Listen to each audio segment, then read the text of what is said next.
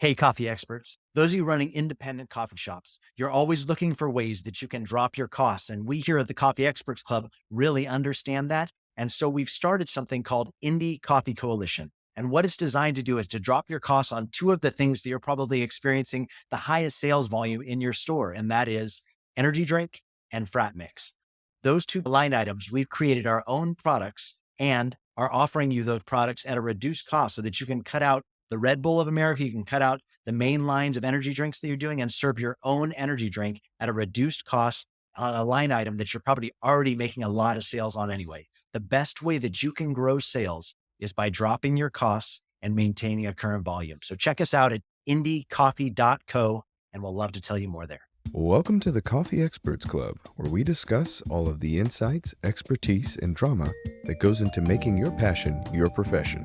Our hosts, Aaron, Ben, and Drew, are three coffee experts who have taken their coffee experience and turned it into true expertise. They have consulted with major coffee brands throughout the United States and beyond, providing operations expertise and growth strategy for drive-through openings, multiple locations, and everything in between. So brew yourself a cup and hang out a bit with the Coffee Experts Club. Coffee experts. Good to see you, boys. How you guys doing? Doing good. And Doing great on this fine afternoon. do you guys miss the days when we used to start these things with the Ted Lasso theme song? I mean, I just felt like that was, dude, that was like, take me home. Erased it from my memory. I did kind of erase that from my memory too. There's another Ted Lasso season coming out. Mumford and Sons, I think, is still doing the theme. I mean, I just think, just take me back, bro. Like, I thought Ted Lasso was over. Stop Did that. they do final season? Stop quiet. You think they're going to stop something that's as much fire and goodness as Ted Lasso? That's a good point. That's Yes. a good point. Drew's not on the Ted Lasso train, Ben, and I've been trying to get him back on it. He says It's a good, wholesome show. he said toxic positivity. He is not a fan of it. And I told him, listen, Ted Lasso has a break season 2. Just give him a full minute, bro. Like he's working out his own stuff. That toxic positivity. Yeah, that's a good way to describe it. I may never know. Well, I mean, and Drew can be a little bit cynical. I mean, I'm not going to lie, right? If there's somebody that's going to struggle with the side of cynical, it can be Drew sometimes. Oh, that's great. Anyway, so hey, Ted Lasso's amazing. If you're listening today, Mumford and Sons is touring right now. If you're considering it, they're still doing stuff. Ben, me and you should go see a show. And then fine, let's talk today about accountability. Are you holding your people accountable? Do you have good systems, good ways to hold them accountable? Because I think a lot of coffee shop owners, a lot of managers just live freaking frustrated because their people aren't doing what they want them to do. So it leads to a blow up. You have a long conversation. You never put in a good way of keeping them accountable. And then it's like you're chasing your tail. It's like a vicious cycle. So then you end up firing people, not because they're bad necessarily. It's just you haven't given them the tools to make sure you hold them accountable to determine, can this be redeemed or do we need to let them go? So I thought we could talk a bit about accountability today. Yeah, I mean, let's be real. You're talking about like 18, 19, and 20-year-old kids. Like, unless you've got a check and balance on, your closer, finishing out their night shift correctly. Like there's a lot of handholding that has to happen for a large majority of your employee base. And that's just the nature of, the age. It's not like they're bad employees. Like you said, it's not like they're horrible workers. It's just like they got other things on their mind, when they're closing up the shop, oh no, I forgot to mop the floor. I was trying to get out and get over to my buddy's house. It's just, unless you have those checks and balances that, okay, here's how I hold them accountable. Here's my system of, these are the things I expect from you. I won't expect to see them checked off, listed out or typed out or checked off in a paper in the back room. You're going to always have issues. So to the best of your ability, have a system, whether it's on a computer or it's on a piece of paper, it's in a notebook that says, hey, this is what I expect from you, and this is how I'm going to check to make sure that you did it. And I mean, most of these kids, I mean, myself included, we're not really taught in a structured way how to hold yourself accountable, how to be disciplined on your own in a healthy way, or to set goals and actually work towards them. And so this framework that you're giving these young kids or, older kids could really benefit them, in the long run. And that's kind of a goal. It benefits the business and it benefits them. So, to build it in a way that complements both. Yeah. I mean, I think let's also say this. You as owners and managers probably need a little accountability too, right? Like all of us could use it. And I think if you can set up a consistent cadence, it's going to help you. because this means you're probably not going to be as pissed off and not kick the dog as much as you walk in the door when you get home, or yell at your own kids, or like have a like marital conflict. Like we as business owners bring that stuff home, right? And if we're holding on to all this tension, that's probably not doing great things for your home life. So how can we help you with a really simple cadence that's simply, no, just stay on top of the cadence, you, them, everyone, right? So I think a really easy way to do that. And I would say this is, don't make excuses, right? Because I think the first thing all of us are going to knee jerk to is, I've got too much on my plate already. I can't possibly do that, right? I would say, realize, no, you're using your time right now. We're not suggesting that this add onto your schedule. We're suggesting this could take the place of all those conversations that you don't want to keep on having. Like, let's use that level first. So I would say, first off, if you're not very technical, don't get stuck in the excuse of, I don't want another piece of technology. That's okay. Like Ben said, then use a piece of paper in the back and write it down and have somebody check it off and put, like, a lot of our coffee shops still use laminated pieces of paper that people are having to check off and then take a picture of and drop it in a group medium, whether that's WhatsApp or Slack or a text channel, whatever you use to communicate with your people, but create a communication cadence that accountability becomes the standard. Hey, did the closing shift do all the stuff that's associated with the closing chores? Check mark, check mark, check mark, check mark with names next to it. And then the opening shift can come in the next morning and say, bullshit. Like that. Like, I don't know what they're telling you, but you have it documented of, no, Sheila said she got all this stuff. Well, I don't care what Sheila told you. I'm telling you right now, this floor didn't get dropped.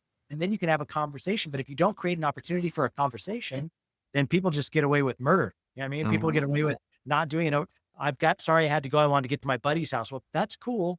But closing checklist is something that we require here. So check it off, take a picture, drop it into the channel, Slack, WhatsApp, text, whatever that is, for the sake of common ground accountability. Because a lot of times just creating that loop actually brings accountability that costs you nothing more and just is asking them to take one more step.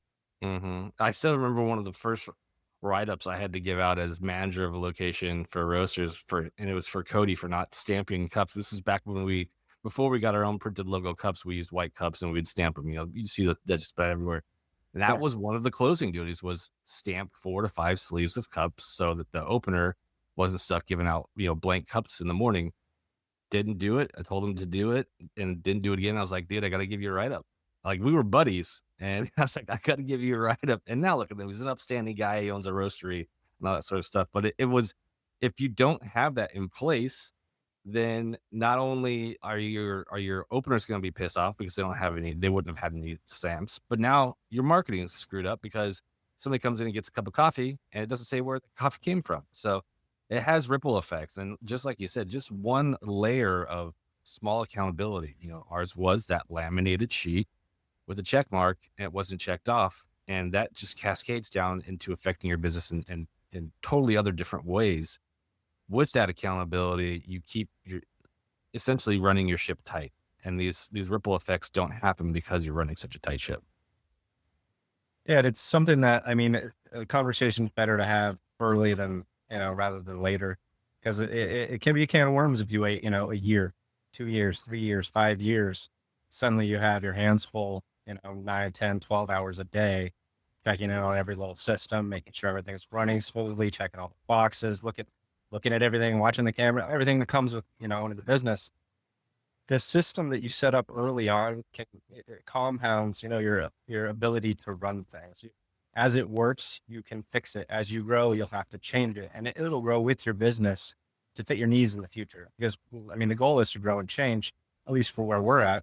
The goal is to maintain. Even then, new tech comes out, come with your business, new generations come in. In an ideal world, the systems will manage the business, and then you'll just be managing the systems, which is so much less of a headache.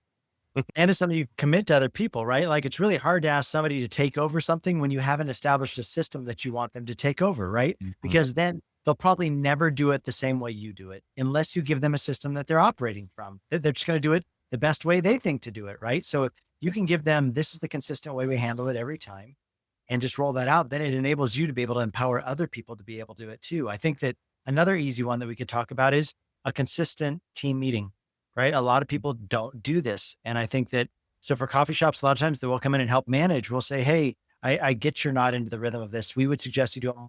You know what I mean? If you're not doing them once a month, then start with once a quarter. I mean, but like set up something where you can communicate and get everybody together and have a consistent time of talking and communicating what's important, what's happening, what's not happening in a group setting.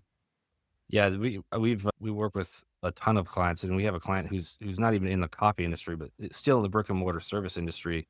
They have a few locations, and they're super super profitable. They're high revenue, and even then, we ask, well, when does each of your locations meet? We don't do that. Like, but why? Why don't you do that? Because I guarantee you, some of the issues they're having with the service from some of their employees would not be issues if at least once a month they're saying, okay, guys, what happens when somebody walks in the door? What do you say? What happens when somebody's been sitting there for 5 minutes? What happens if this? What happens if that? Those are things that you should be going over with your employees in your monthly meetings. That if you're not giving that to them, then they're just gonna, it's kind of like wild, wild west. They just do whatever they think is appropriate in the time, unless you take the time to tell them that and then repeat that and repeat that and repeat that. And then you'll have new employees come in and then you start all over again. If you don't have that consistent cadence, your employees will forget what's important to you because you never tell them what's important to you. And they'll start doing things their own way because you don't tell them how to do it. And before you know it, your locations, you feel like you have to juggle everything yourself because nobody's ever doing anything right. It's probably because you're not telling them on a consistent basis how and why they should do things right. Hey, experts, we've got something really awesome that we do here at Coffee Experts Club, and that's called the My First Drive-Through Coffee Masterclass. So if you're opening your next coffee shop, I think a lot of times you may think to yourself, I know what goes into opening a coffee shop. I've been doing this for years, but maybe you've been doing it for somebody else. And maybe this is your first option of starting a coffee shop on your own. Or maybe you don't know anything about coffee and you're just like, I'm looking for a good investment opportunity. Starting a coffee shop seems like a good place to put it, and you're going to enter into it. But what you don't know is all the things that you don't know, right? And so what we've done with this masterclass is taken behind the scenes how you find your first location, what you need to be thinking about in finding a location. We give you a gift in the masterclass where it's a step-by-step process of how you're opening your coffee shop, the different checkpoints you need from coming up with your plans and talking with the city and then negotiating a lease. And then how do you build a team and what are the different pieces you need to be thinking about? It's a great masterclass, door to door, start to finish, completely free on opening up your next coffee drive-through. So check it out. It's at myfirstdrivethrough.coffee, and it's a great masterclass. You won't regret it. We'll see you on the inside there. Yeah. I mean, ideally we have self-starters as our managers. Ideally we'll have people who will walk into the store and see something broken and say something about it, or walk in the store and see something dirty and clean it, or hear an employee say something that we wouldn't normally say and correct it. But the reality is the more people see something or are in an environment, the less they're going to notice the fine details. The less they're going to see a problem that you'd see. I'll be gone from the store for a little while and I come in and I'll see 5, 6, 7 things. And I'm like, hey, let me bring this to your attention. Let me talk to this barista about this problem that I'm seeing. Not every manager is going to be able to do that, at least not right out the gates. And so these manager meetings, these monthly meetings can also be a time to cultivate that sense in the leader. This is what I would like from you. These are the details that I'm looking for when I'm in here. Now, they don't own the business. And I mean, we all know owning the business makes all the difference in all these little things you'll notice. As a manager, I wouldn't see all the same things that I see now, or I would see them, but now I care a lot more. And so it provides an opportunity to kind of teach the managers, if they're invested in this, which hopefully they are, they're the leaders, to care about, how dirty the corner is that's not seen very often, or how a leg is missing off of this piece of equipment. These things that they just get used to. Monthly meetings give us an opportunity to bring light to. That reminds me of a specific instance where, again, back to when I was managing my own location, we were in the middle of a huge rush. It was slamming. I mean, we were, 10 cars deep for a few hours on end. And the owner comes in and see crumbs on scone crumbs on a table, flies off a hand. What's so dirty in here? And, us working, we were glassed over. We didn't even see the lobby. We were just so focused on drive through. But to your point, that's those things that your employees are so solely focused, especially if the focus of your shop is speed and service. They're going to be focused on that, and you want them focused on that.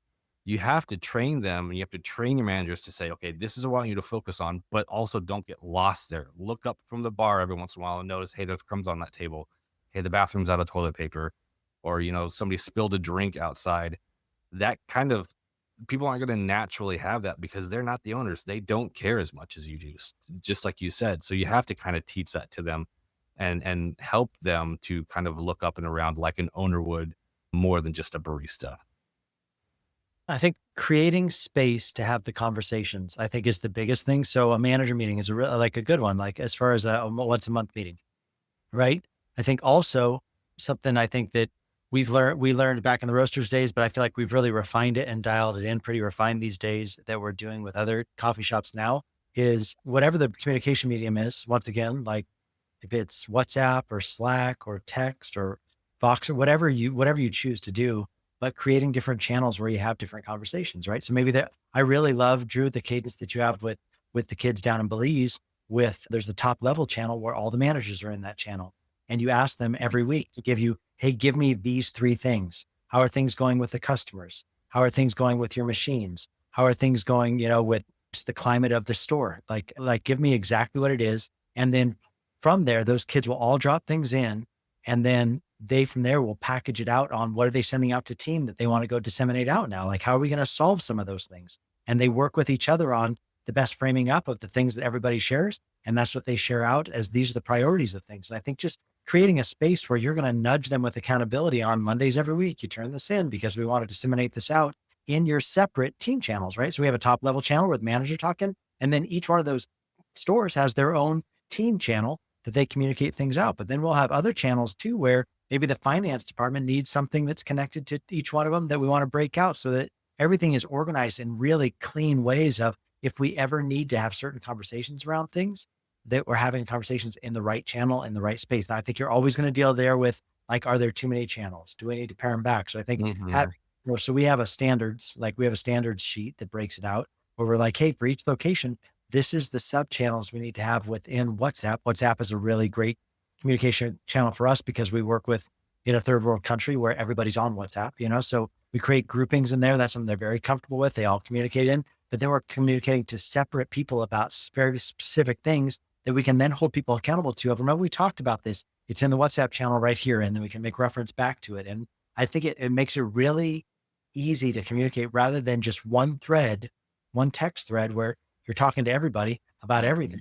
Talking about the milk vendor, we're talking about the ACs leaking, we're talking about like what we want them to coach up their team on. We're talking about the marketing promos that are happening next week, and it's all happening in the same place. And your people are just they don't know what to listen to, what not to listen to, because the thread gets so long that Hmm. they miss it. So I think creating a space for how you're holding people accountable and what you expect in those channels that you're holding them accountable, I think is really important.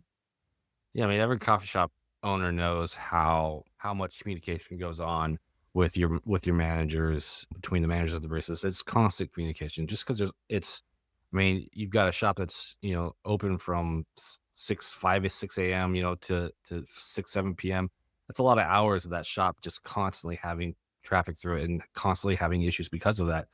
If you don't break out those channels and try to organize that, your people will immediately stop ignoring or start ignoring channels. I mean, I do it myself, like, "Oh my god, my phone's going off again," just ignore it.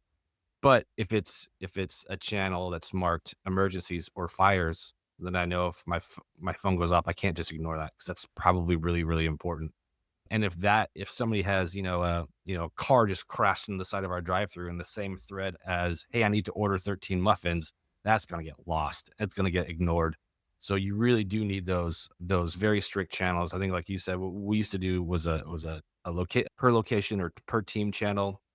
For that location, there was a facilities or repairs channel Yep. and an emergency SOS channel, like just simple things that can guide people where they need to go. So that if you're in all of those channels, which we were, I know that if there's a channel for location number 7, that's the fun and memes channel, probably don't need to pay attention to that. I can just ignore it. But if there's a location 5 emergency SOS channel that keeps going off, I should probably get off my butt and go down there. Yeah. It's good. The way that I think about the systems is that I want for myself and Aaron to be able to take a day off. I want Great.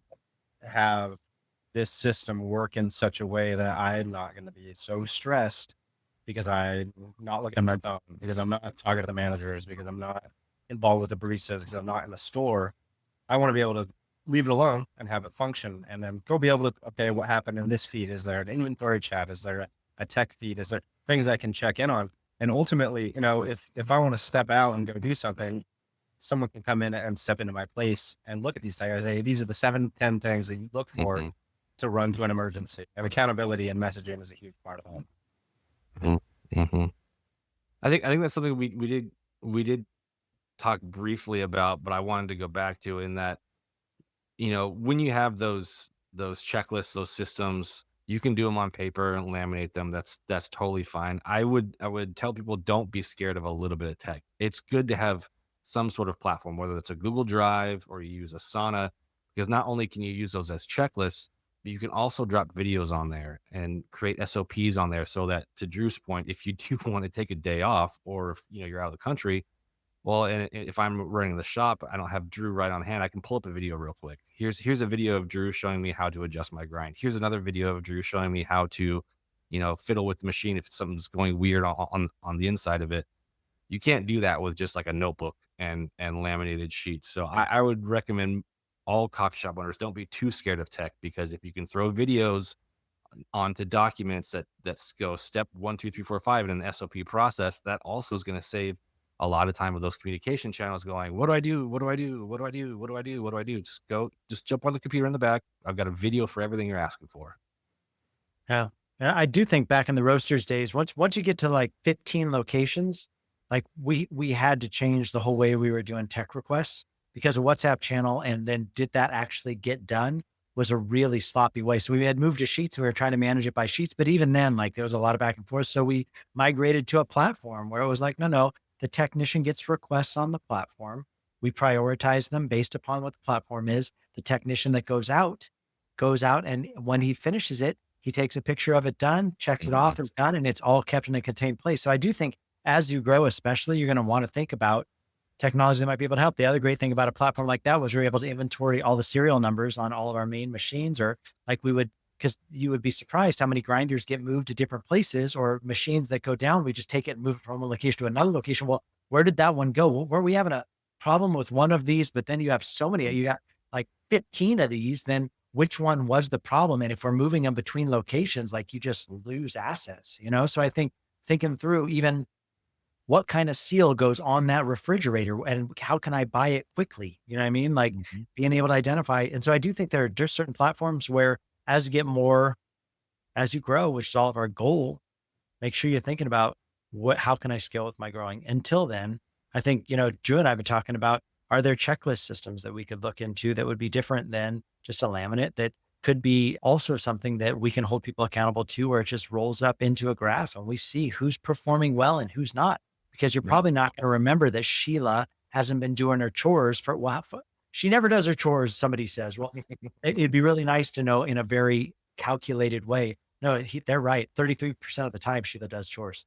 She's missing it. Like she's missing the mark. The other 67%, like we need to make a change, So I think technology can absolutely roll some things together that like paper is going to fail you, but start with paper, start with simple. Don't let it be an excuse.